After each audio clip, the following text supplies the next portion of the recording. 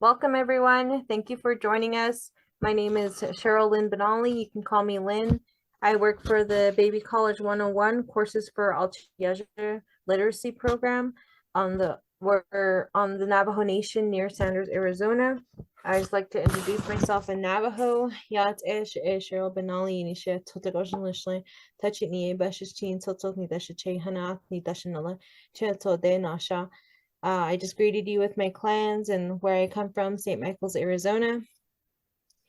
I will be hosting today's workshop along with my colleague Melanie Thompson and Margene Bodwin from University of Arizona.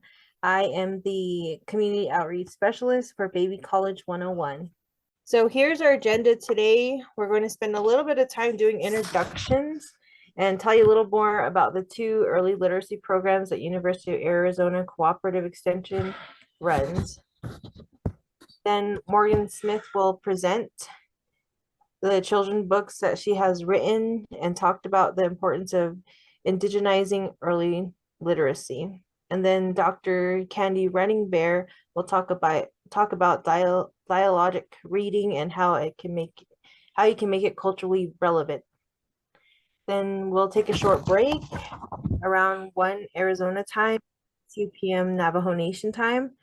After the break, we'll share the children's book that you brought so that we can talk more about how you can use them with the young children in the classroom. After that, we'll come back together and wrap up and say goodbye. We should be finished around 2 p.m. Arizona time and 3 p.m. Navajo Nation. Okay, so we will go ahead and get started with introductions. Let's see, I already introduced myself there. Okay. So for this one, I'd like to talk about, let's see, hold on. So we'll use this time just to see who we have on the call today.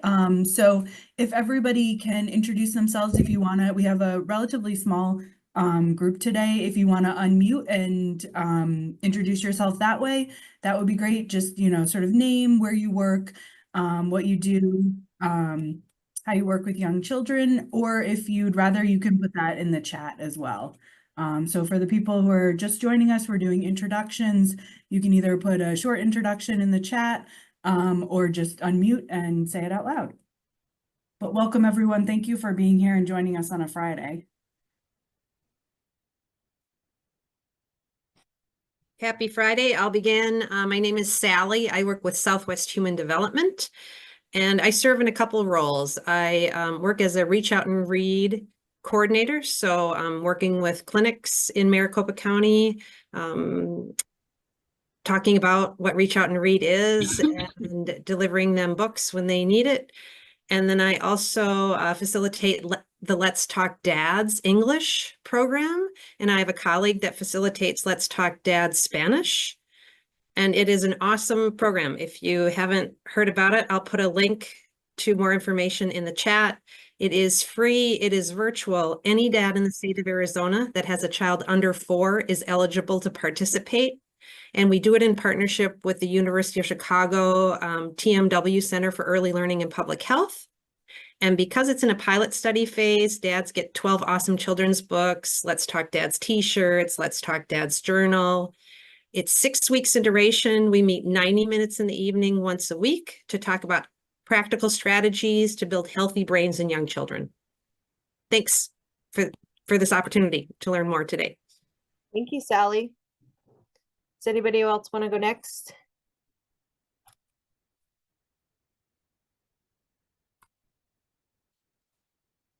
I sure can. My name is Caitlin Parr.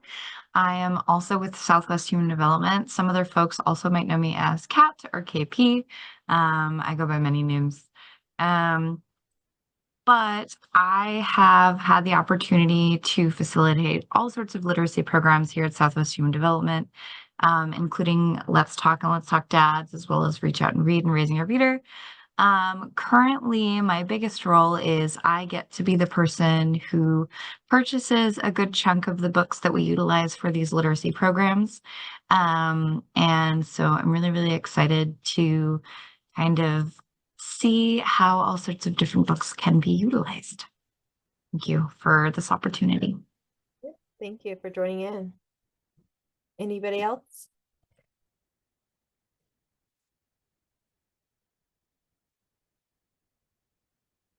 Do we have any introductions in the chat? We do. We have Ada Mae Nandino. She lives in top of the world, Arizona, and works on the San Carlos Apache Reservation with one of our early literacy programs, the Goa Teachable Moments for Apache Children. And then we have Allegra, and she's located in Phoenix and works at Blossom Family Preschool. Welcome, Allegra. Welcome.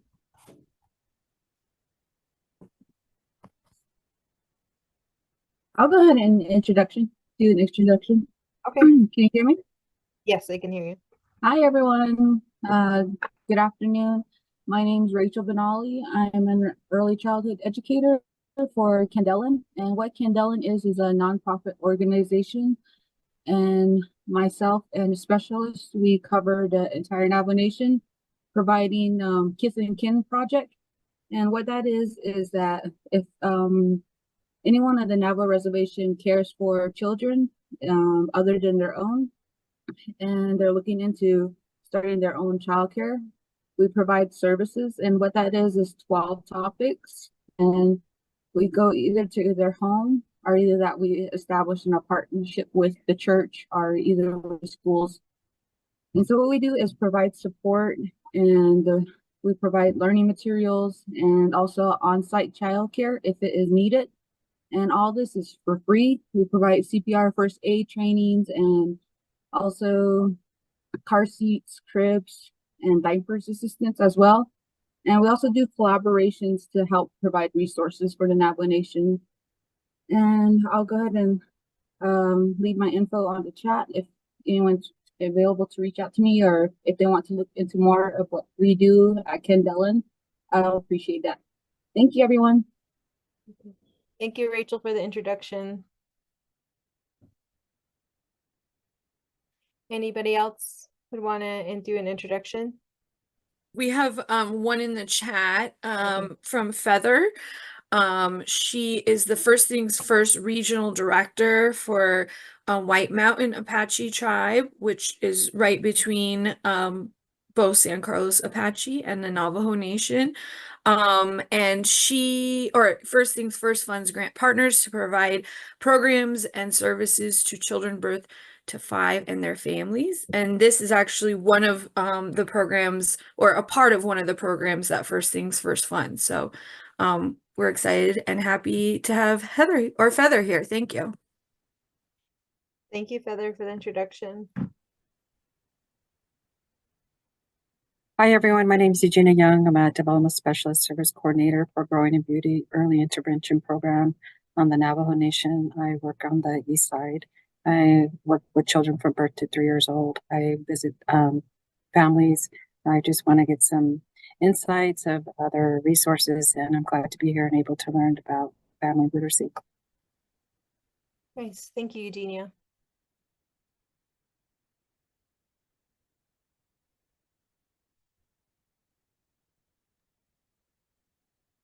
Any other introductions? We also have Ariana Gonzalez. She is with Southwest Human Development with the Raising a Reader program. We offer classes for parents with children that are 0 to 5 years old. And they teach literacy activities and provide families with 12 free books throughout their program. Great. Welcome, Ariana. And we've already heard about a lot of great resources and programs. If you run a program and have resources you'd like others to know about, please put the info in the chat. If you have a website link, you can put that, or your name and email if people can reach out to you for more info.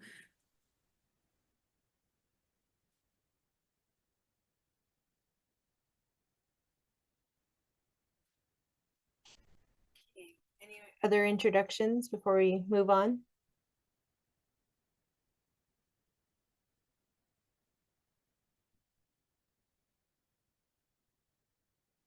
Mel, do you want to introduce yourself really quickly? She's joined us now. Okay.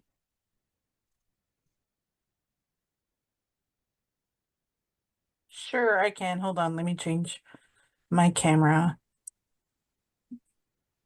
Hi, Melody. Hi. Hope everybody's having a good day. Oh, my camera's not working. Hello, I'm Melody Thomas. I work with the University of Cooperative Extension with GOA, Teachable Moments for Apache Children. I worked with the U of A Cooperative Extension for about 3 years, and I work out in San Carlos, and I am a San Carlos tribal member. Welcome, Melody. Okay, is that all the introduction? Is there any in the chat? No, we're all caught up. Okay, all right. Well, with that, we'll go ahead and get started. Okay, today's session is being hosted by the 2 early literacy programs that are offered by University of Arizona Cooperative Extension. The GOA Teachable Moments for Apache Children program offers early child literacy events for families with young children and professional development for early care and education professionals in San Carlos, Arizona. That is the one that Melody works with. Baby College 101 courses for Alchinayaja program offers early literacy programs for families with young children in the Navajo Nation communities near Sanders, Arizona. So that's the one I run. We'll go ahead and put the website in the chat so you guys can learn more about both our programs. Melody, did you want to add anything to that? No. Okay. Okay. Okay, now I'll turn over the slide to Melody, and so she can introduce Morgan Smith. All right. So our first presenter is Morgan Smith Walton. She hails from White River, Arizona, and proudly represents the San Carlos Apache tribe. She has authored 3 children's books, and I think I have all 3 of them, 4, including the writing complement for A's Apache, and then the 2 other books that you see in their picture. Through her work, Morgan aims to share her culture and inspire young readers with engaging educational content. And I will allow Morgan to start her presentation.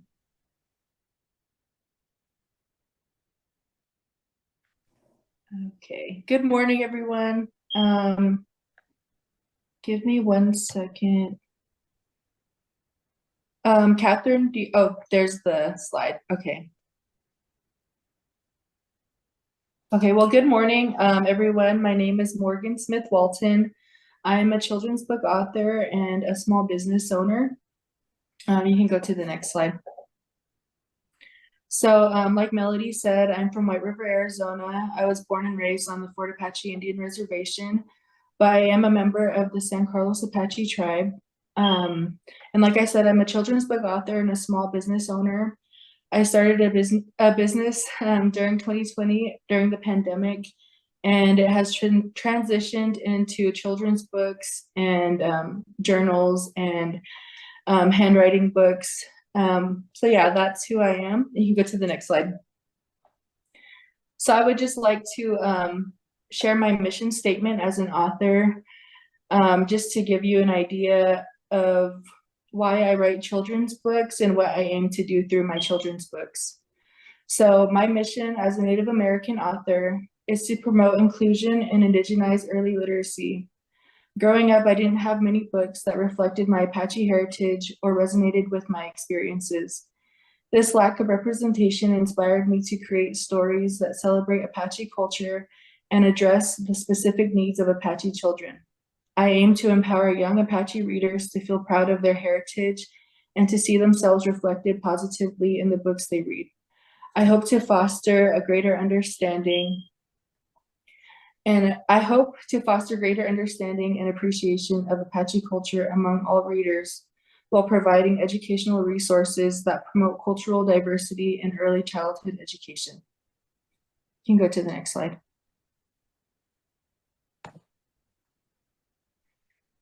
So the first book I wrote was is You're Your Ancestors' Wildest Dream.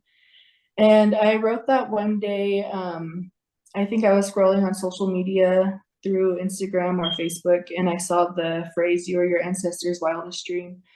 And it caused me to write this poem. And after I wrote it, I thought this would be perfect for a children's book, the way it rhymes and the message that it had.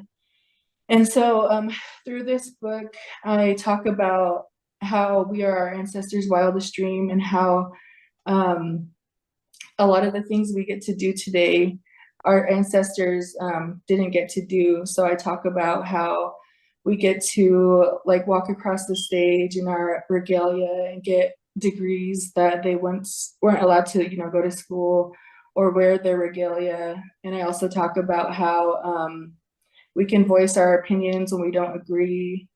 And the illustration I used for that was like protesting, and so I talk about a lot of that in that book, about how we should just be proud to embrace our culture and who we are, because our ancestors once weren't able to do that.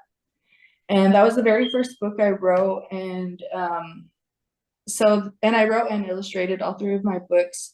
So it was a learning process. So if you are to purchase my books and go back to the first one to the one I have now, you can definitely tell that it's my first book, but I like to just keep it as a reminder to like other children that are aspiring to be authors, that just to write their books, that it doesn't have to be perfect, just to get it out there. And your starting process won't always look super nice. So you can go to the next slide.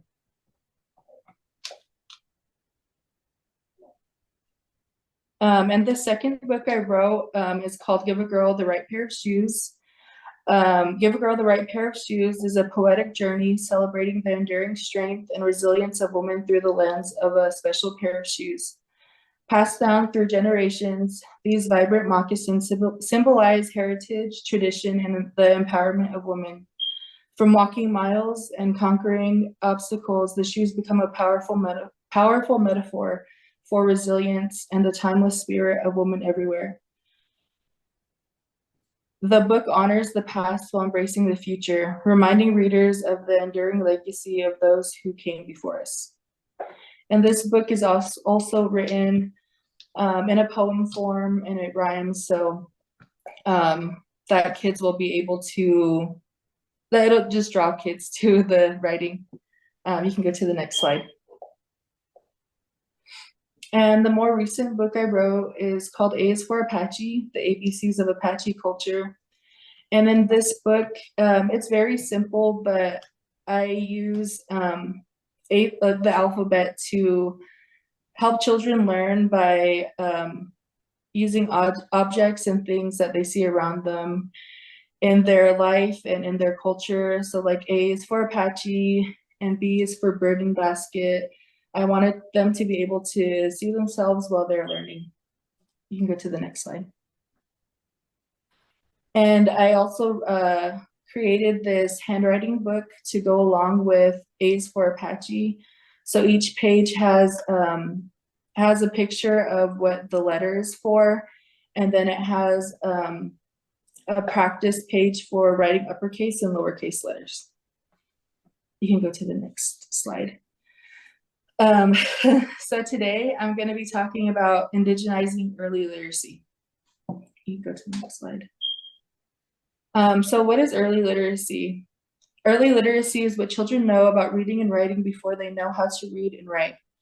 The brain experiences the most rapid period of development in the first 5 years. The 5 practices of early literacy include reading, playing, talking, singing, and writing. You can go to the next slide. So what does indigenizing early literacy look like? Reading, writing, singing, playing, and talking specific to a child's culture and heritage.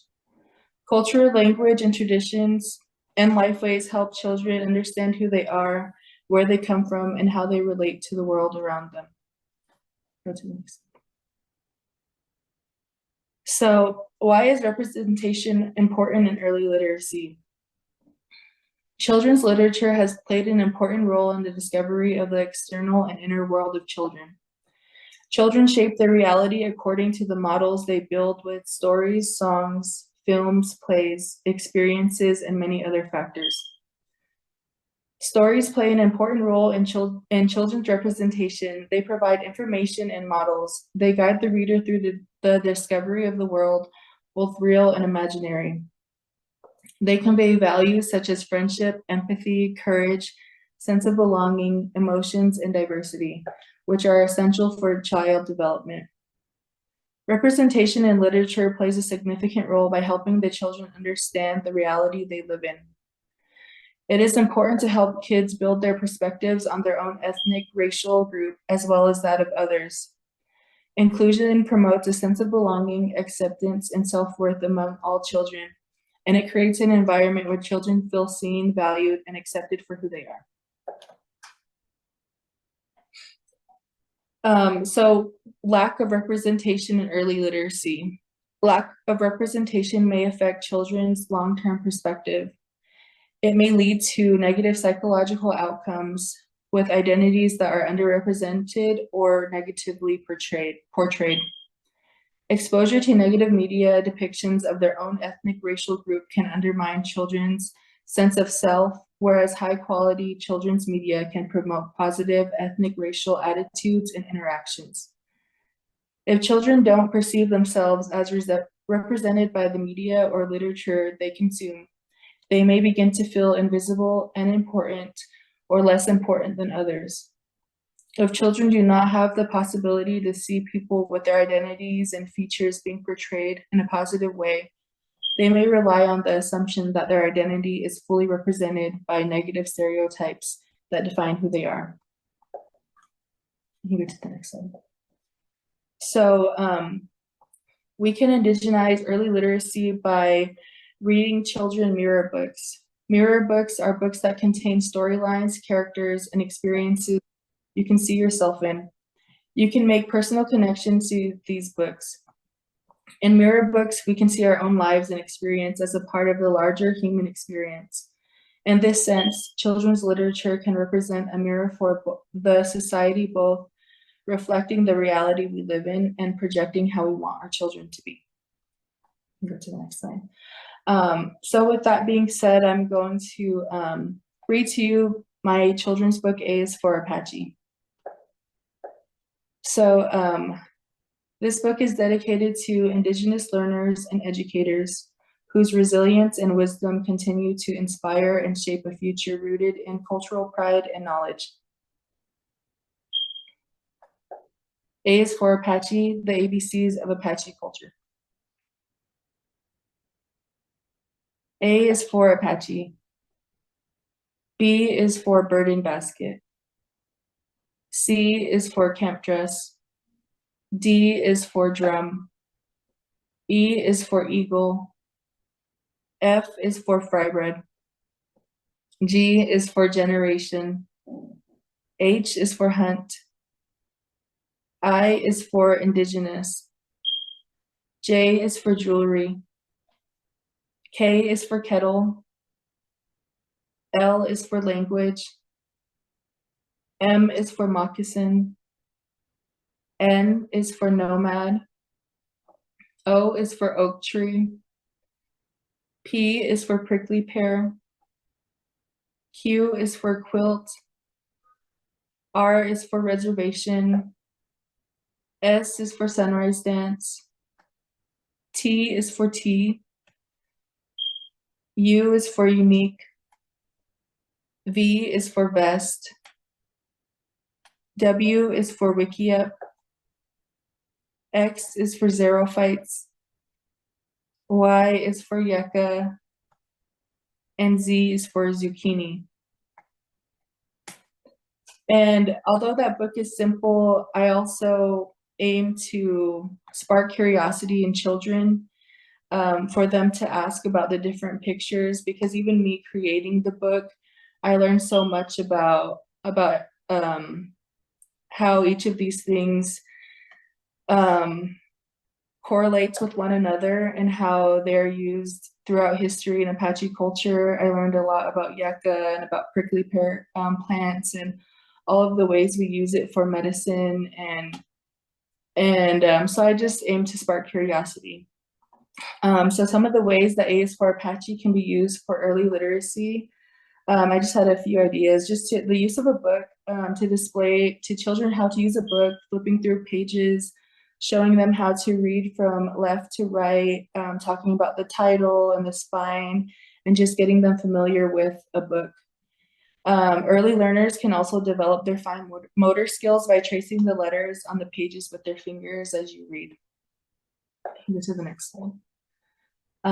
And like I said, I created a children's handwriting book to go along with the book.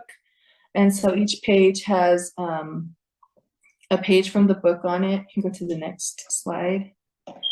And so that's the page that has the letters on it. And then the pages afterward all have, you can go to the next slide, an uppercase page to practice, and go to the next one, and a lowercase page.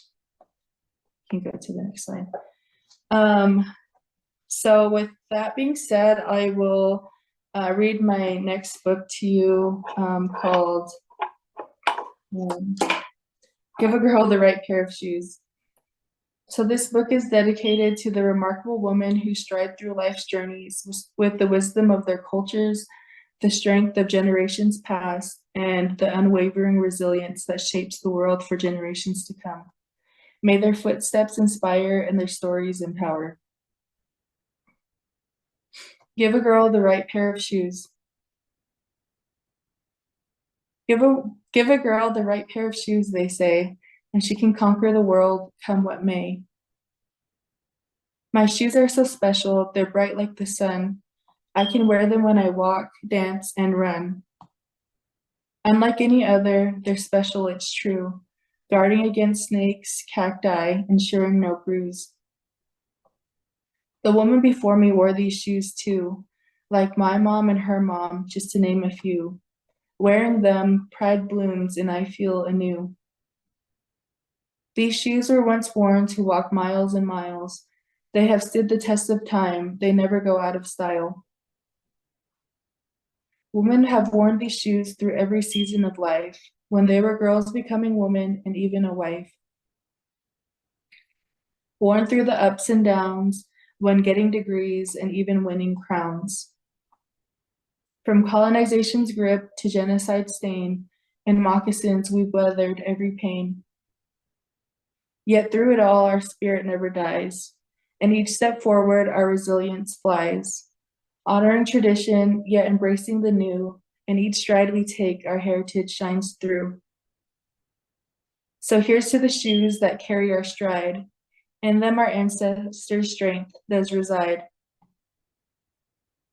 With every step we conquer and unfurl, in Apache moccasins we conquer the world. And I talked a little bit about this book at a writer's workshop I did on Tuesday at San Carlos. And my topic there was talking about using modern perspectives with traditional themes. And in that book, and in my books, I aim to create books that not only relate to children today with the modern illustrations and the modern words, but to also show that we can still be proud of who we are as Apache people, while also staying true to ourselves by making it a little more modern, but true to our identity as people. So does anyone have any questions?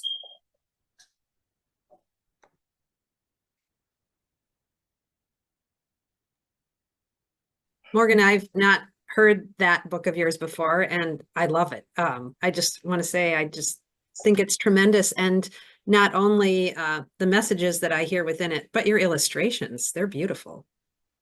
Thank you.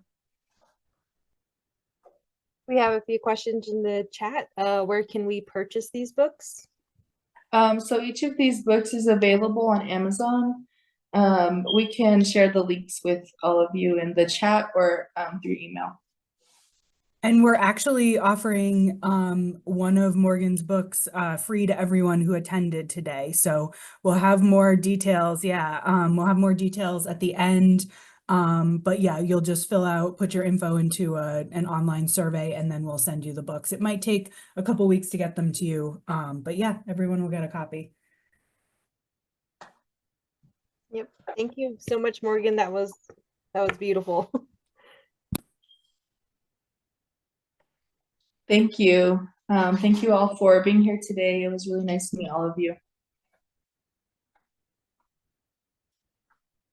Thank you, Morgan. Any last questions for Morgan?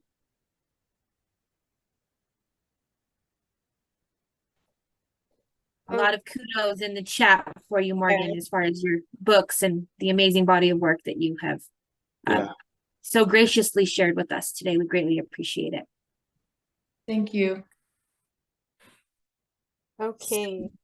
So we'll take the time I'll give the floor to Margie now. All right. Thanks, Lynn. It's my pleasure to introduce Dr. Candy Running Bear. She is a member of the Navajo tribes, the Dene, excuse me.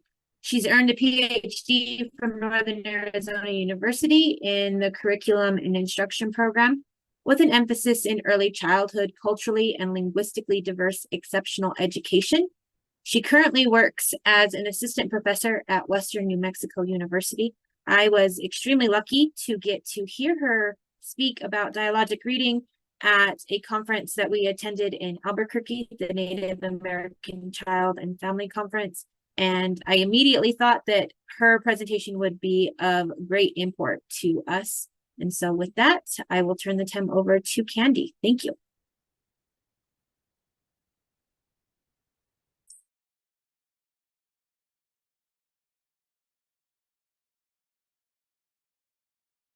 Okay, can everybody see my screen?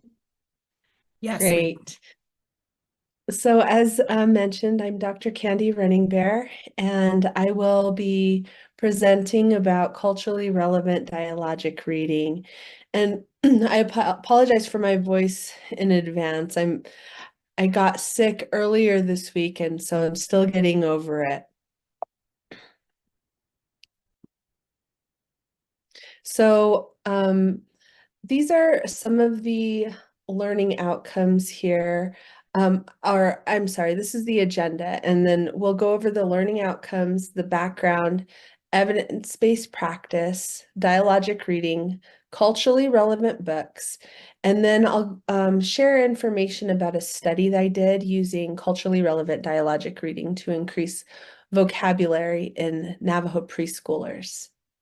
And then there'll be some time at the end for reflection and discussion. So these are the learning outcomes, and this is to have an understanding of evidence-based practices, to understand and explain what dialogic reading is, to know how to implement a dialogic reading intervention, and then to discuss and reflect on culturally relevant dialogic reading. And this is a little bit about my background and positionality. I am a Dene mother, daughter, sister, aunt, niece, granddaughter, and I am from the Hushkanidzo clan, which is yucca fruit hung on a string. And I am a Dene assistant professor at Western New Mexico University. And my in-classroom experience has been as a special education preschool teacher, which has mostly been on the Navajo Nation. And I'd like to just share a little bit of my experience with books and reading.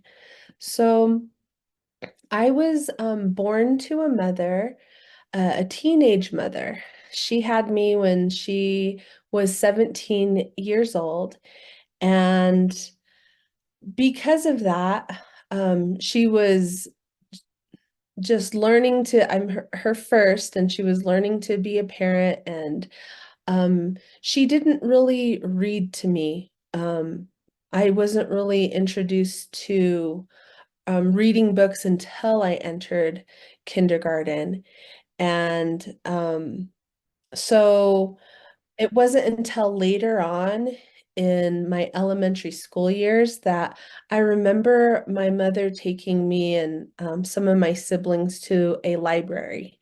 And we would check out books. We moved around a lot because my dad was in the military, and so this was a new place for us. And there was a library nearby, and so we took time to read during that summer. We didn't have any other friends or anything, so that's kind of what I remember about that time. And then a few years after that, I had a best friend, and she loved reading. She was always bringing a book with her everywhere she went, and that kind of rubbed off on me, and I began to read wherever I went. On road trips, I'd bring a book with me, and that love of reading continued on into college, and even till now. And I kind of got away from actually reading physical books, and started listening to books more. But this year I've made it a point to read physical books more. And so that's just continued with me. I really enjoy books. And so now I'd like you to just think about your experience with books, and also in your experience with books, maybe when you were read to, or when you read to a child, what is it that kept you engaged in a book, or the child you were reading to engaged in a book? So if you could put that in the chat, or you can unmute if you'd like to.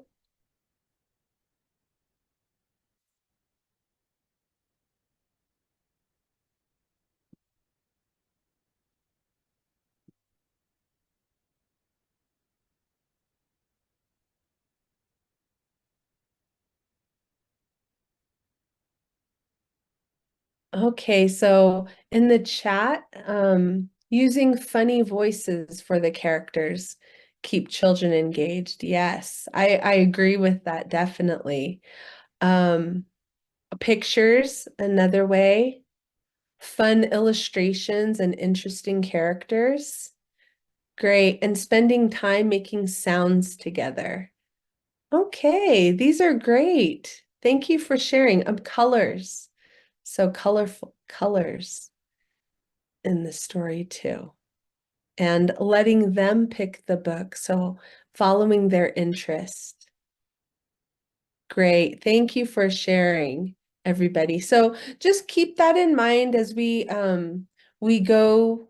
We'll come back to books here in just a little bit. But now we're going to move on to evidence-based practices. And we're just touching on this. It'll be a quick little overview if you haven't heard of evidence-based practices before. So what is this? What it is they are skills, techniques, and strategies that have been proven to work through research. And sometimes there's challenges to implementing these evidence-based practices. It could be that there are few opportunities to learn about these evidence-based practices through attending professional developments or conferences. And sometimes the presentation could be difficult to understand. Another challenge is that the criteria for evidence-based practices varies. So a lot of times in research, the strategies that are being used are done in an environment that are not really really the same as what an everyday classroom looks like. So they might be in more in a different classroom in a one-on-one setting, which is not really feasible for classroom teachers to always do with their students. And so that can vary. And then the term evidence-based practices has not been used consistently. So there might be different districts or professionals that use other terms. And so this visual here gives a little bit more information of some of the terms you might have heard in relation to evidence-based practices. So here at the bottom, emerging practice. So that might be something that you've tried in your classroom or in your practice, but research has not been conducted on it. But it has worked. It has shown that it's effective. So that's an emerging practice. Then there's a research-based practice. So multiple studies have been done on this, but the results have not they've been different. So it might show that it's effective sometimes or not effective other times. And so it's not really clear. And then there's promising practice. So this one may have shown positive effects on learner outcomes, but there just hasn't been enough studies conducted on this to demonstrate its effectiveness. And then there at the top, you see evidence-based practice. So this is where multiple high-quality studies have been conducted to show that this strategy works. And then these studies are reviewed by a reputable organization, and they let the public know about how these practices are evidence-based. And so these are some benefits to using evidence-based practices. There is an increased likelihood of positive outcomes because it has been proven through, as I mentioned, the multiple high-quality research studies. There's increased accountability and less wasted time on resources, on seeing what works and what doesn't work. So with that in mind, now we'll move into dialogic reading, which is an evidence-based practice. So we know that there has been research done on dialogic reading, and what the research has shown is that it has positive effects on oral language for young children. And what it is a systematic way to engage children in conversation about a storybook to build children's language and vocabulary. And so what you might see is a teacher working with a small group of children at a time so that each child can see the pictures in the book and the teacher can engage in conversation with each child. And what you'll see is, if you haven't heard of dialogic reading before, you'll realize that you've most likely been using the strategies of dialogic reading as you've been reading to children. But now you know the term, and then also that it's an evidence-based practice. And so why use this?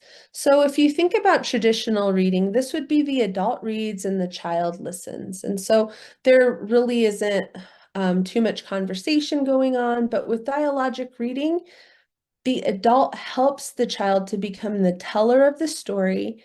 The adult becomes more of the listener, the questioner, and the audience for the child. And children learn most from books when they're actively involved. And as mentioned, dialogic reading is an evidence-based practice. And now we'll go into more of a description of what dialogic reading is. And there are two acronyms that will help us to remember the techniques used. So the first one is PEER. So PEER, P stands for prompt, and we'll talk more about prompt here in just a sec. Then There's E. E is evaluate, and the next E is expand, and R is repeat the prompt. So for prompt, it could be a question. What animal is this? Then E, evaluate. If they say bear, that's right, it's a bear. Then expand. What color is the bear? And then you repeat the prompt. Good job, it's a brown bear. That's called a grizzly bear. Can you say grizzly bear? And then we're going to move to this prompt part. So these 5 types of prompts for the peer sequence. And the acronym is CROWD. So we have completion prompts, recall prompts, open-ended prompts, WH prompts, and distancing prompts. And we'll go through each one of these. So this is the completion prompts. So you leave a blank at the end of a sentence and get the child to fill it in. So typically, these are used with books that rhyme or books with repetitive phrases. So for example, for this book, you might say, brown bear, what do you? And then the child would say, see. So you can see how this can already keep a child engaged. They're participating in the reading. So completion prompts. Then recall prompts. These are questions about what happened in the book the child has already read. So these work for nearly everything except alphabet books. For example, you might say, what are some of the animals in this book? Or for this book, you could say, what happens after the mouse is given a cookie? What are some of the things that happen to help them recall? Then there's open-ended prompts. And these prompts can focus on the pictures in the book. So children should give more than a single word response. So try not to just ask yes or no questions. So for example, while looking at a page in a book that a child is familiar with, you might ask, what is your favorite animal? What do you like about it? And then this kind of goes along too with those open-ended questions too. So these are the WH prompts. And these prompts usually begin with what, where, when, why, and how questions. So for example, you might say, what animal is this? What sound would it make? Where would it live? How does it travel from place to place, while pointing to the picture in the book? And then finally, the last type of prompt is the distancing prompt. And these prompts ask children to relate to the pictures or words in the book they are reading to experience outside the book. So for example, while looking at a book with a picture of an animal on a farm, you might ask them something like, remember when we went to see the farm? Which of these animals did we see there?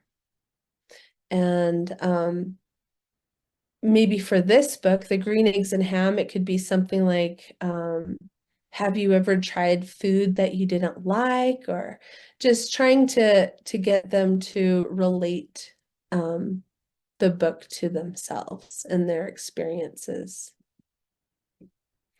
So putting these 2 acronyms together, you can see here in this visual. So we have peer on the left, and prompt has this arrow that points to the 5 different types of prompts that can be used. And then the arrow coming back to the evaluation, expansion, and repetition here for dialogic reading. And so here, I'd like to try a little activity. So, excuse me. I will go ahead and read the words here in this example. These 2 pages here are from the book First Laugh, Welcome Baby book. And I'll read, and then if you could just think about a a prompt that you feel like you could give when reading these pages here. So I'll read the page. It says, Navajo baby, Danette Awet, you often visit your grandparents on the Navajo Nation. From your cradle board in the shade of a pinon, you watch while your Nama, your mama, weaves bluebirds and thrushes into her tree of life rug. Ribbons of buckskin hold you snug, so your legs grow strong and your back straight. Okay, so in the chat, you can go ahead and put down your examples of some prompts that you could give for this page.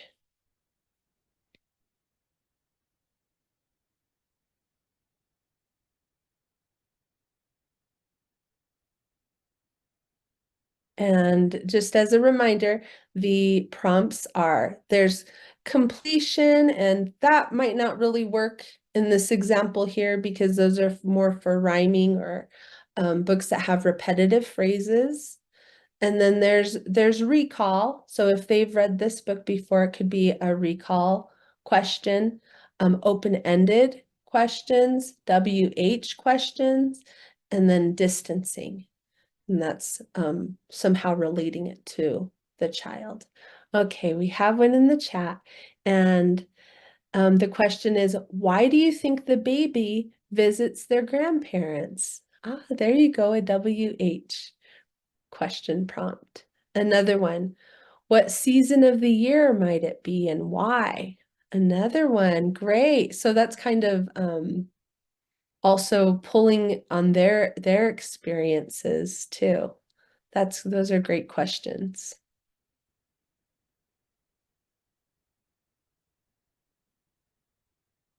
Okay, thank you for sharing.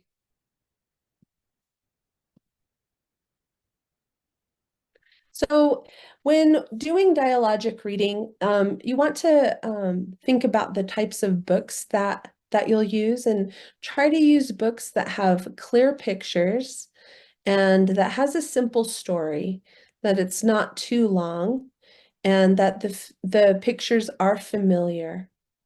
And then you also want to make sure that the topic is interesting to the child and that the pictures show action and detail. So now we'll go into culturally relevant books. Now, in 2015, this is information from 2015, the books that were published that year, you can see here in this visual that 73.3% of the books published in 2015, the main characters were white.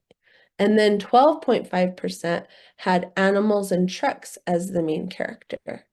And 7.6% had African American main characters. 3.3% had Asian Pacific or Pacific Islanders as main characters, and 2.4% had Latinx main characters, and 0.9% had American Indians as main characters.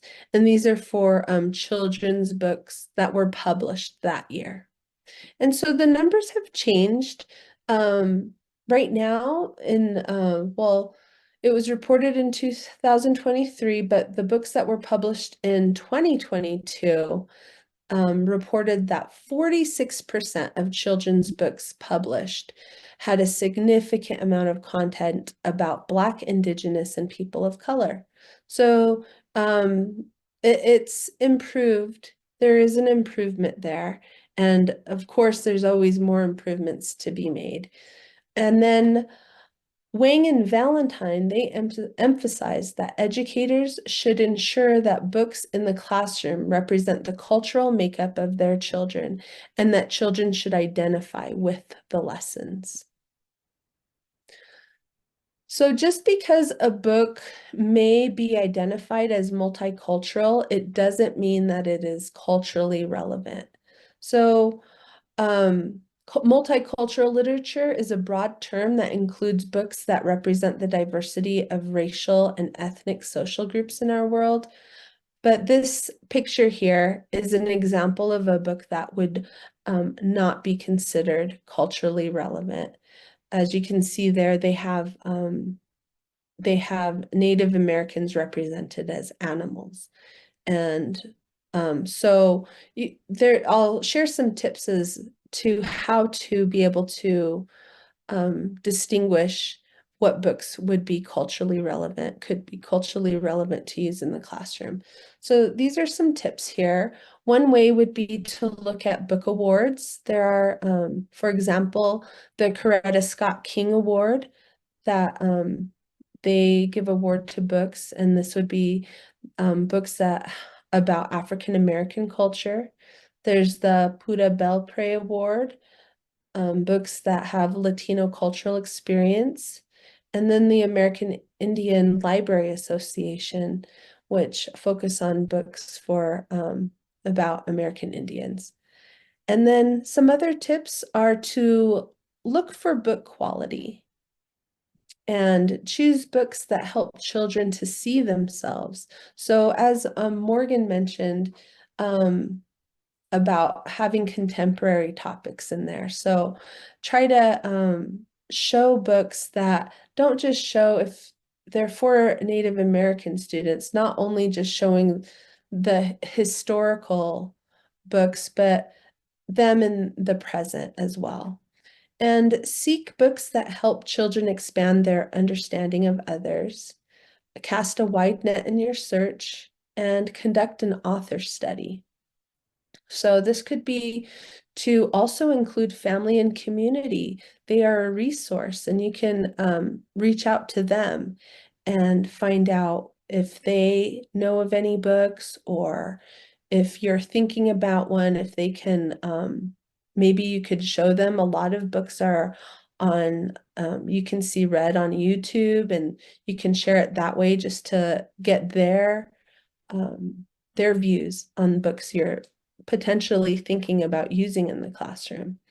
And when you're looking at the author and illustrator, look to see that the author and or illustrator are from the community or culture that the book is about.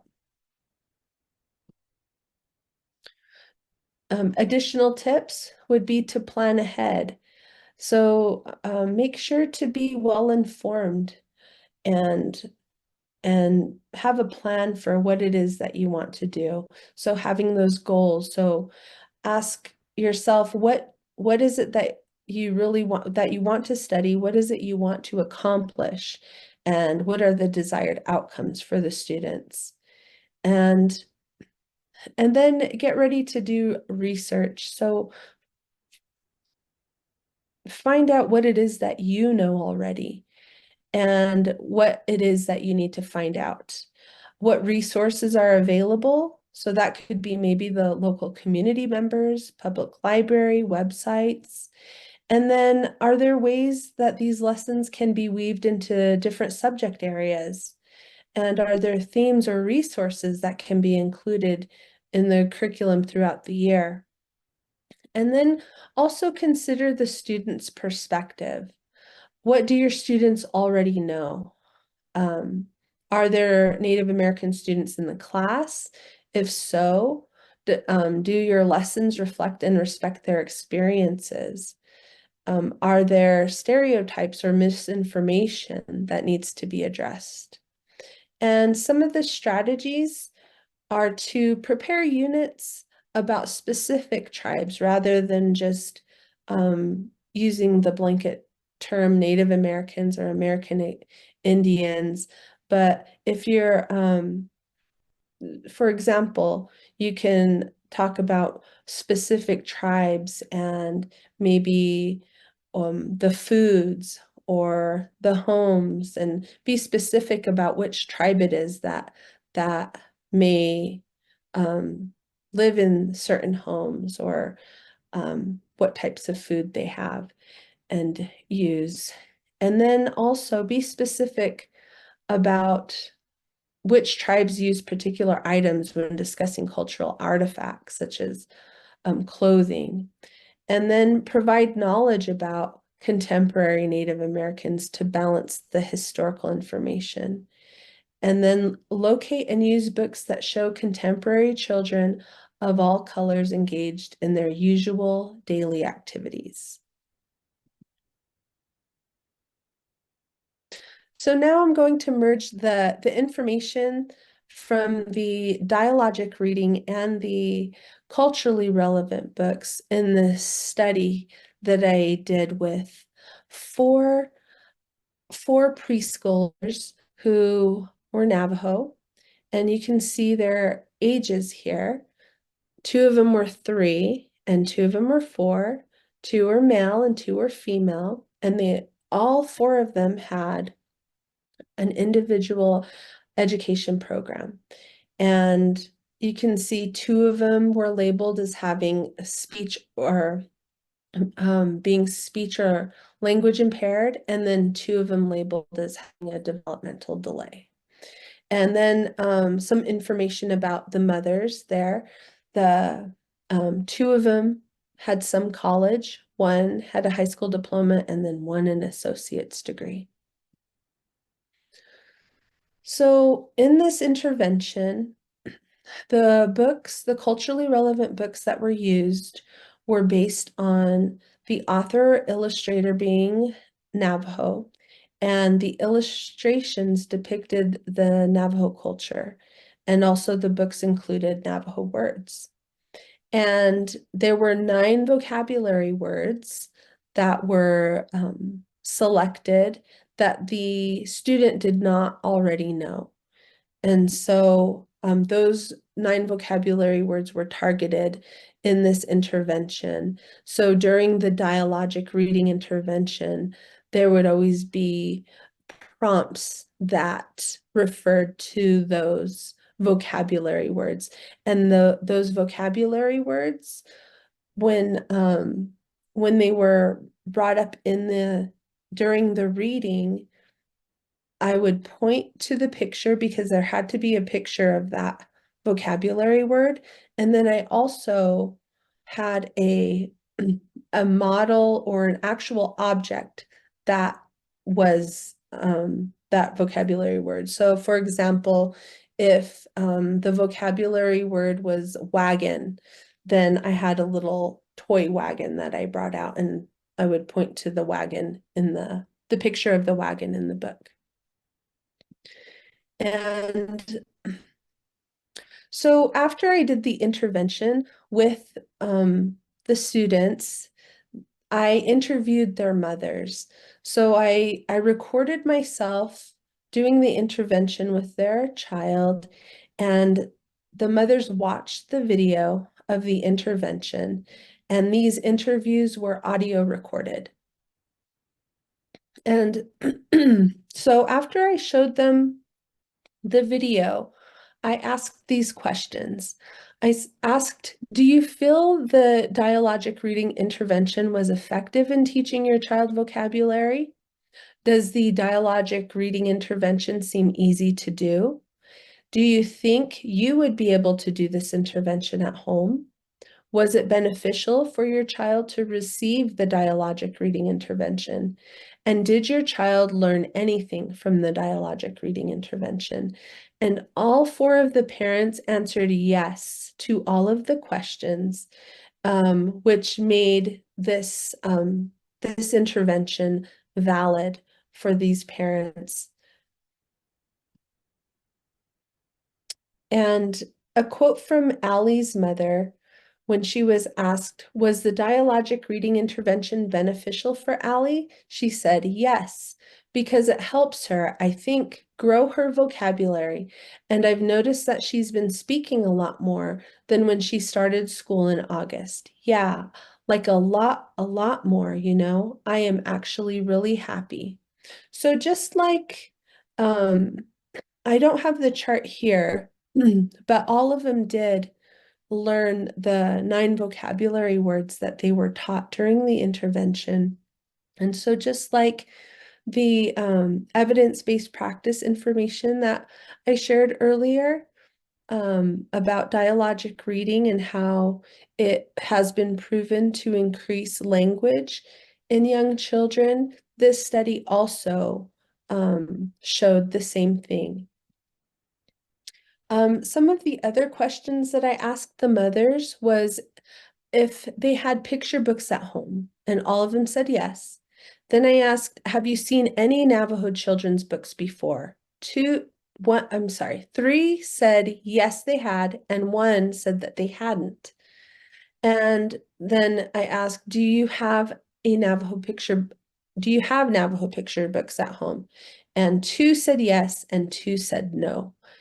And then I also asked how often that they read to their child, and one said every other night, another parent 1 time per week, another parent 1 to 2 times per week, and then another parent said 9 times per day. And another question that I asked them was, on a scale from 1 to 10, 1 being not important and 10 being very important, how important is it for culturally relevant books to be used in schools? And all 4 of them said 10, that it was very important for culturally relevant books to be used in schools. And these are some of their quotes. So Allie's mother said, because I think it would help our youth learn about their culture and start speaking Navajo more and just learning a lot about the language and culture. Elijah's mother said, I think it's important for kids to know where their background is and like where their local community is coming from. You know, different cultures, especially even if it's not your own culture. I think it's important to learn, you know, where other people come from and where your friends come from. Taya's mother said, because I know lately there are some youngsters, they don't know anything about their culture. So it'll be best that they have knowledge of it when they get older. And Ray's mother said, just because it's our culture and you know, it's who we are, it helps us get the identification of being and keeping in contact with our roots. So I think it is really important to do that. If they learn their language, and I'm still in the learning process, that it helps us identify with who we are.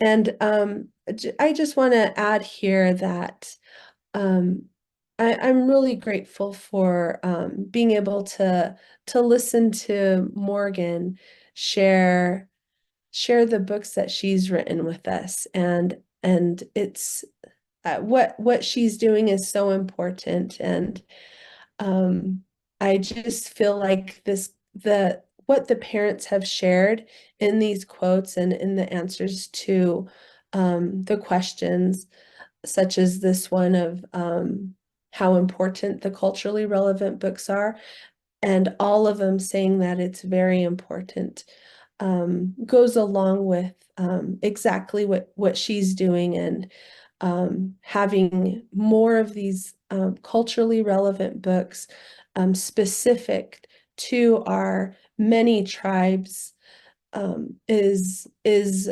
valuable and can be impactful to our young children. So I'd just like to open this time up for reflection and discussion. Here are some questions to guide if you would like to answer any of these, or if you have a question not related to these, then that's fine too. But what did you learn from this presentation? What specific dialogic reading strategies would you like to try? And what are other reflections and learning that you would like to share?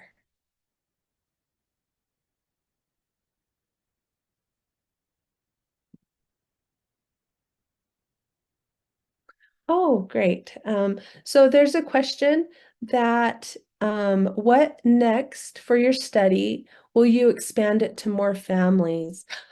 Thank you for that question. I am actually thinking of doing this study, but instead of teaching English vocabulary words, I would like to teach Navajo vocabulary words. So that's how I'm thinking of kind of modifying this study. And this study was done with Navajo children that lived off of tribal lands. So I would like to include students and children who live on tribal lands next time. Anybody else?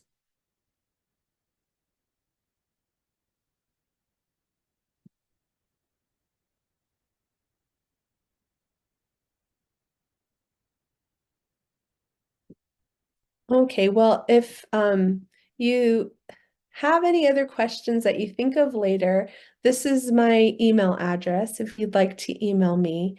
It's crunningbear@wnmu.edu. And I thank you very much for your time and for being here.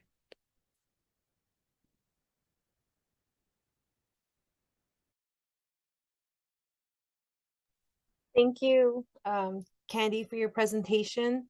We are now, if you guys have any questions, you can go ahead and put it in the chat. If not, we'll give you guys a few minutes. If you guys don't have anything, then we're going to take a little break. Okay, we'll go ahead and get started. So we're going to go ahead and get started with the book sharing part. So we'll just go around the Zoom call and have everyone share the book that they brought. So I'll turn it back over to you, Lynn. Okay. So I'll go ahead and call on some of the individuals in the phone call. Let's see. And then we can, so they'll start off. So, Feather. Hi. Sorry, I'm working from home today and took my girls to go get lunch at the school. I'm so sorry, it's so loud. I forgot to grab the book when I was walking out of the house. But the book that I wanted to share was my daughter's favorite, one of her favorite books. It's called Antelope Woman by Michael LaCappa, and it's written and illustrated by him. She just really likes it, again, representing Apache culture, Apache storytelling. And that's why she likes it, because when I first read it to her, she was like, hey, they're wearing camp dresses and moccasins like me. So it's really a neat book. But that's what I wanted to share. I apologize You're fine, for the loudness.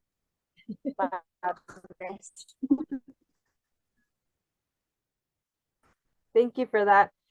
Again, so the book sharing, we're just gonna go around, talk about the books that we brought. Each person will introduce themselves and then present the book that they want to share with the name of the book, the author, how do you use that book in your classroom. You know, you can show a copy if you're on the Zoom video, and also you can tell us something that we should know about this book. Like, you know, Feather, she indicated the little one realized, hey, that's what I wear as well. So you can take about 5 minutes to explain this. We want it to be an interactive discussion, so you guys are able to ask questions, engage. You can unmute yourself to ask questions or leave the question in the chat. Okay, so next one, let's call on Caitlin. So I am just quickly pulling up some information on the author and illustrator just so I know. So I have my information correct. So one of my favorite books, I got it on Libby, so I don't know if y'all can see it. It's called Little You by Richard Van Camp and Julie Flett. And I really, really love their books. Julie Flett is a beautiful illustrator. I think she actually did that one that was shared earlier with the rabbits, but I might be incorrect. But they are both folks with Indigenous heritage. They have, I believe, mainly Canadian tribes. Nope, Julie says she is Cree Métis. And then I'm afraid I don't know how to pronounce which tribe Richard Van Camp comes from, but I know that that is a huge thing. Personally, working with the littles that we work with, we don't necessarily have a classroom all the time. Most of the folks that we work with are sorry, they're having like a party over there. Most of the folks that we work with are Maricopa or Peeposh, I believe.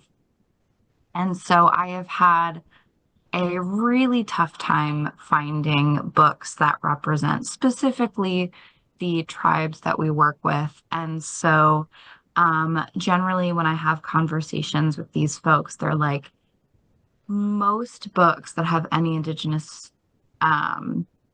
themes or come from those communities we would love to have.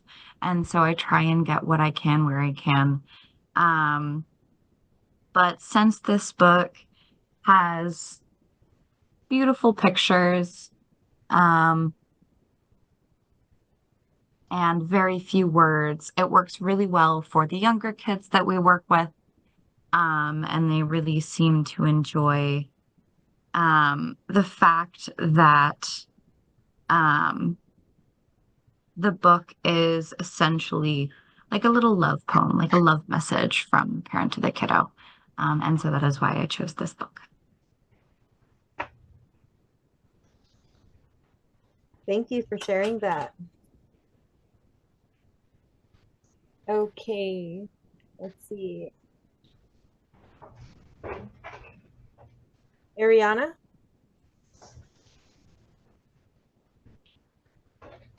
Hello, can you guys hear me okay? Yeah. So I don't have the actual book with me, but it's a book that we've actually gotten for our families, and it's called Forever Cousins. And I recently read it in one of my classrooms. It's a great book. And I can see when the parents were reading the book, the relationship that they had and the connection that they were making with some of the vocabulary, just like you were saying earlier with the book. It's called Forever Cousins, and it's about two cousins. And then one of them moves away to the reservation. And so they have a hard time because they were really good cousins. And so they try keeping, communication between each other, whether calling each other, sending letters. And then they have to wait like the whole year to the next summer for them to be able to see each other again.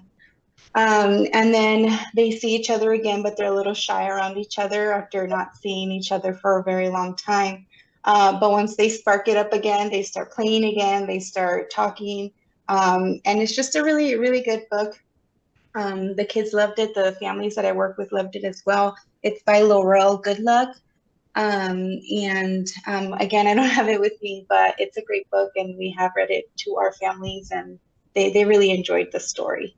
So, yeah. I'm going to chime in just for a second. Audie and I work together, and that book was actually specifically requested for a Raising a Reader series that we were doing at is it Native Health Central? Native Health Central, yes. Yes. And so they wanted to make sure that we could find books that they hadn't specifically given to the families before. And some of the families were able to like choose that title to take home. Thank you, Kate. Yeah. Thank you guys for sharing. That's good information. Okay. Kate also put just a really quick note, Kate also put the Forever Cousins link to it in the chat. Yep. If you would like more information on that book. Okay, Allegra. Oh, hi. Sorry, it might be a little loud. I chose the book Fry Bread, and it is banned. And we do read banned books in my classroom. I really like it because I primarily teach 3 to 5-year-olds. I really like the illustrations in the book because they're very inclusive. It's a very diverse group of children that that they are explaining the book to. The illustrations are just very, very beautiful. And it's just, I like the way that they explain the history of fry bread and why it's important. I have a classroom full of really adorable children who are non-diverse. I and my teaching partner are the most diverse people in our classroom. So it's quite unique to Phoenix, but we try to touch on each and every culture, and the children just really gravitate towards, we have a lot of different books navigating culture, but they really gravitate towards fry bread because it has the recipe in the back, and they love exploring new foods.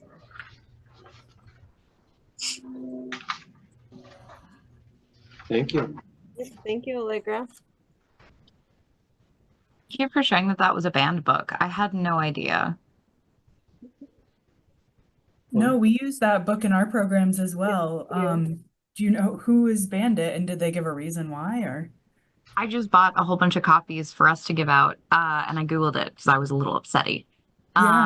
It says that in 2021, the Central York School District in Pennsylvania banned the book, along with other works by Indigenous authors, as part of a diversity reading list that was used as a removal list.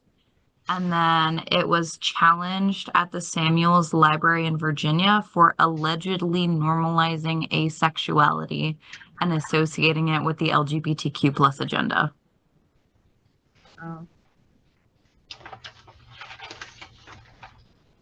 That's interesting. Yeah. Well, I can share mine. Okay, go ahead, Juan. Yeah, so mine is not an Indigenous book, but it's something that we work in our community in San Carlos. I work in extension. We do a lot of agriculture, natural resources, and I work with the little ones. And the enormous potato is something we read with the kids and work with the teachers. And in doing that, we also translate simple words like potato, cabas, and Apache, and we use those words to help the children learn simple words in Apache. And we also do gardening, so we associate the book as we're doing our gardening sessions in the community, and they're learning different fruits and vegetables, also in Apache, English, and if there's a Spanish speaker, also in Spanish. So this book is pretty fun, and we don't usually follow the words. We just sometimes the kids will make their own stories, and then we follow that story along. And each day, when the teachers read it, they also make their own stories. They change the scenario, kids will put in information there. They use their own words, and that's how we use this book in here.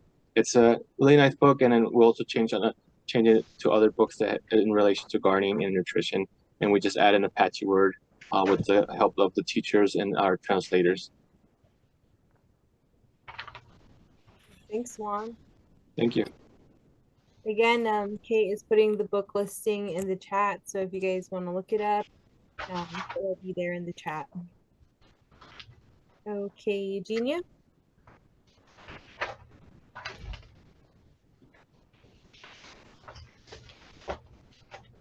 Hi everyone, I don't think you can see the book. Let me change my screen so you can see. Whoops. You probably have to take the blur off. The blur. Yeah, I can do that. So I work with children from birth to 3 years old, and I read this book to my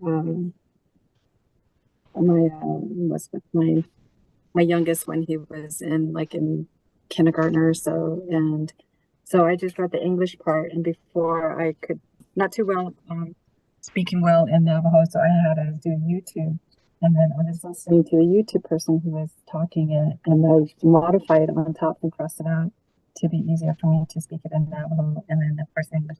What I like about the book are simple, white, and then pictures, but working with the younger kids, my 2-year-old, I don't read the actual words. I just do a lot of the pointing, and like if I can just say one Navajo word, I do like that animals and farm books, and just point and say one Navajo, like the be on there, and then just the kids just look at the pictures. That's what I do with the younger children, but that's the book I was bothered to share for you today. It's illustrated by Beverly Blacksheep, and I believe the author is Jesse Evan Renchner.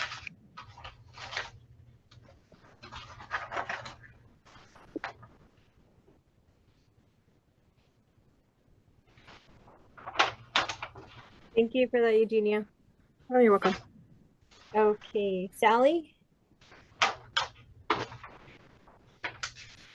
Perfect timing because similar book. This one was highlighted, in fact, by Dr. Running Bear. First Laugh, another First Laugh book. First Laugh, Welcome Baby. Authors Rose Ann Taha and Nancy Bo Flood. Similar theme about the awesome First Laugh Dinesh ceremony, and the photos are fantastic. This is a book that we give out to clinics through Reach Out and Read. So I'm not in a classroom, but I enjoy the book and our clinics enjoy this book.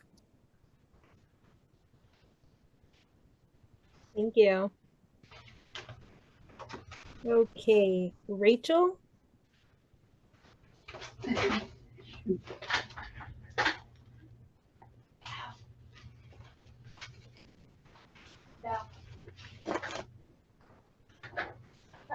Okay, it's a little busy, but Delta?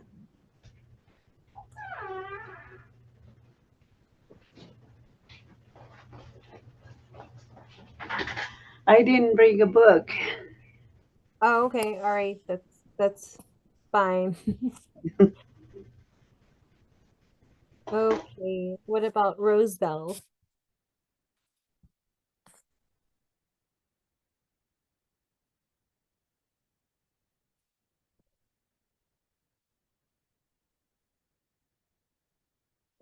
Okay. Caitlin Parr, thank you for this. She just put her Hi. little U in the chat. Okay, thank you, Caitlin. Okay, sorry, Rosebell. Hi, this is about. I was trying to unmute and get my video on.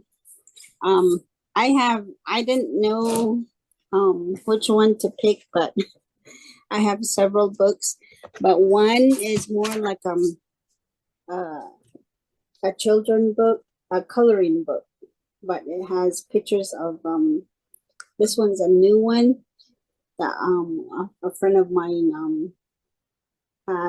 he got it printed out and all that, and it has pictures of the animals, that different animals that live on that are on the reservation, and they have Navajo name, and then the bottom it has the English name. So I'm excited to use this for the kids this coming fall. This is brand new, and he was selling them, so I purchased some for our program. I work with Little Senior School with the FACE program. I'm the early childhood teacher there, and that's what we use. I'm going to use, and then we also get books from the Dolly Foundation. I don't know if you guys heard from that. All our kids that The are Imagination enrolled, Library? yes, we get those, and then we also get books from Unite for Literacy that are age appropriate for our children. So, and then with this, we also make our own books. We just like the parents can take pictures and make their own little books. So this is what we have in our program at Little Singer. So we get a lot of books, and our kids get all those books, and they're by their age appropriate. So, and some of them make their own books that are in the Net language. So those are purchased, published for them for their own use. And then each child get their own books each month. So by the time they turn 5-year-old, they would have 60 books.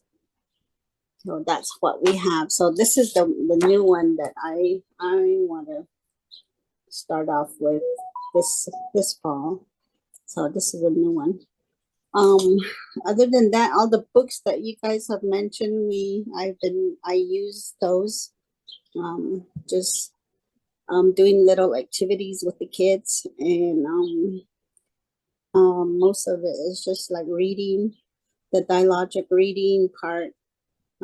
We do that with our program too. So that's what I had. Well, So thank we you have for sharing. a lot of books. Mhm. Yep, a lot of books. So Feather went ahead and comment her book in the chat. It's Animal Farms in White Mountain Apache language. There are other books represented in the book title as well if interested. So Feather has provided the link to that. Okay. Ada May showing bedtime in the Southwest. Okay. Yes, so the book that I have, I don't actually have a hard copy of it. It's one we use for our program with the GAWA early literacy for Apache children. But it's really great. This is the Kindle version of it. And unfortunately, the Kindle doesn't have color, but it has beautiful illustrations, and it has all of these different animals that are local to the children, different things like hummingbirds and ones that a lot of people who don't live in the Southwest wouldn't actually recognize. And it's a really great little bedtime story or anytime story, and you can use a lot of that dialectical prompting to support the literacy with it.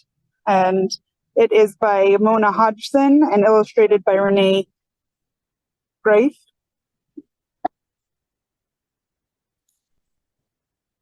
Thank you. Yep, that's the book that we also, well, looks like I have to turn off my thing, but I don't know, can't see it, huh? Okay, there it goes. But we have it as well. Bedtime Stories in the Southwest. We use it for our drop-in events. I'm going in and out. And it's a really good book, especially living in the Southwest area. We're able to talk to the children, ask them questions. What animal is this? What is a cacti? And they get to name all the specifics in the books. So it's a really good book. I strongly suggest this one. And again, Kate did share it in the chat if you want to go ahead and look at that link. Okay, let's see. Margine, did you want to share a book? So specific to the baby college program, Lynn has introduced me to the books by Candace Tallsalt.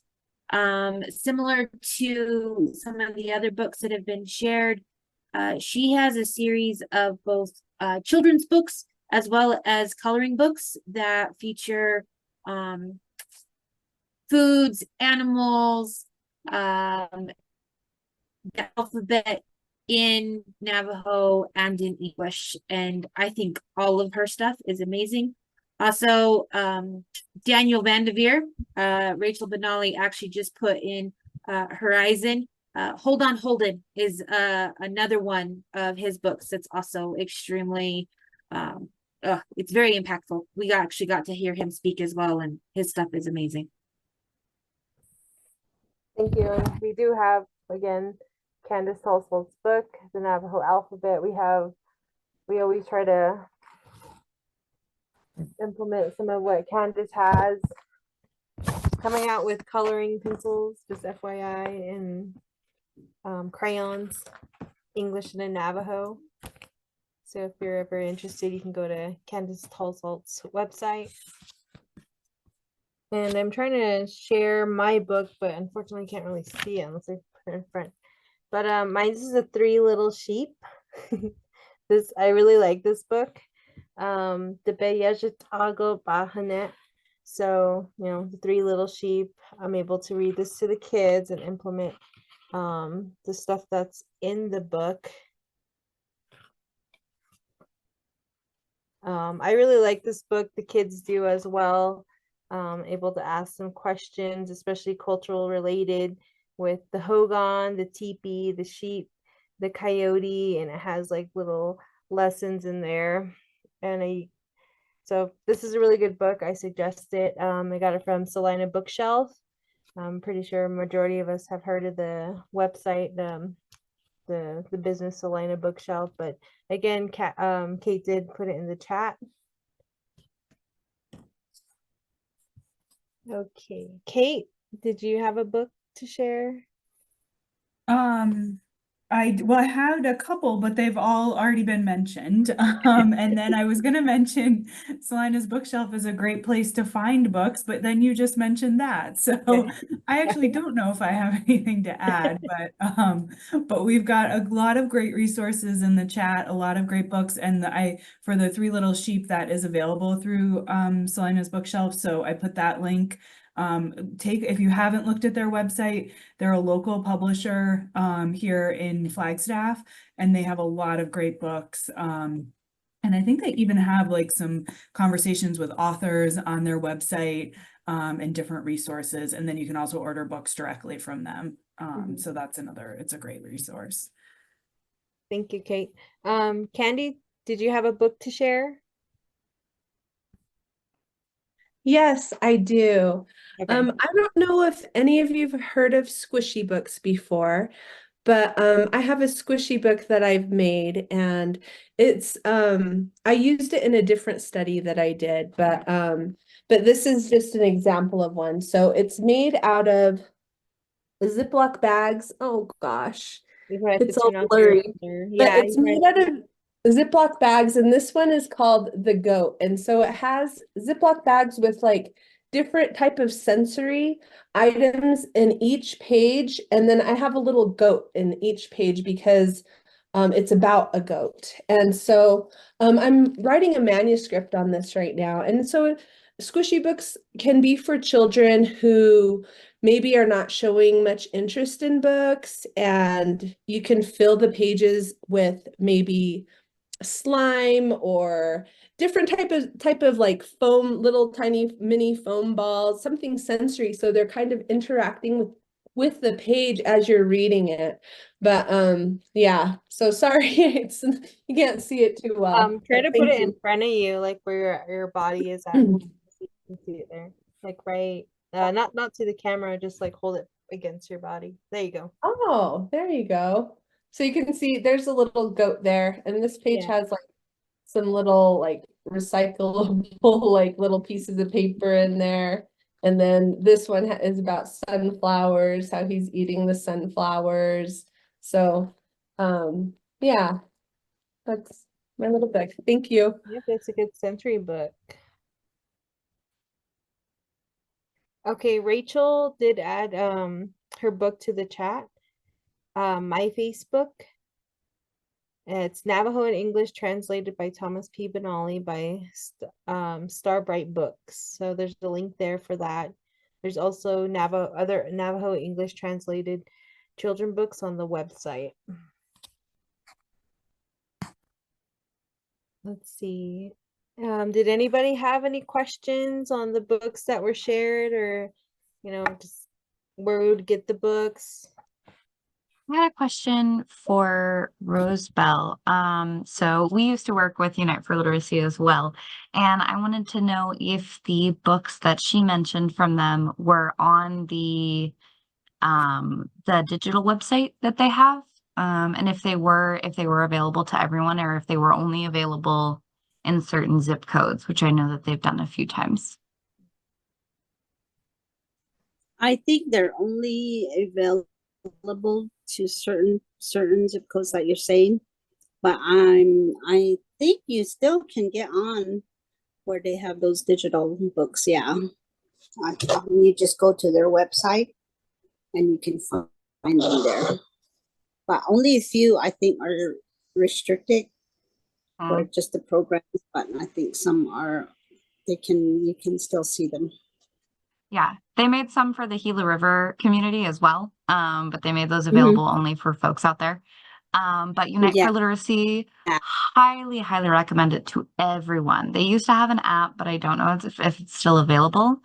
But if you look up Unite for Literacy, they do have a website where they have hundreds of free books available They're all written in English and Spanish, and I think they recently wrote some in Ukrainian.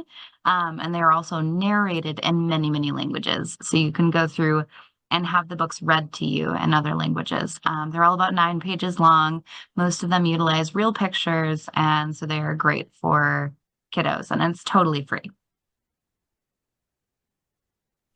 Yeah, and I think that if you sign them up, they can get free books like in the mail. I think it's from pre-K to 2nd grade. I think that's how it was. I'm not sure.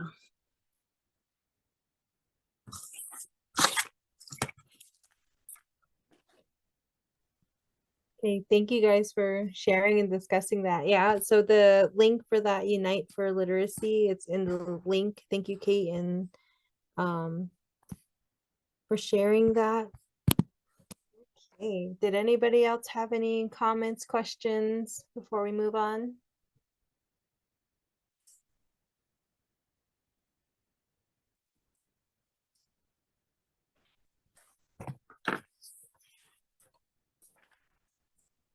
Okay, everybody, let's see.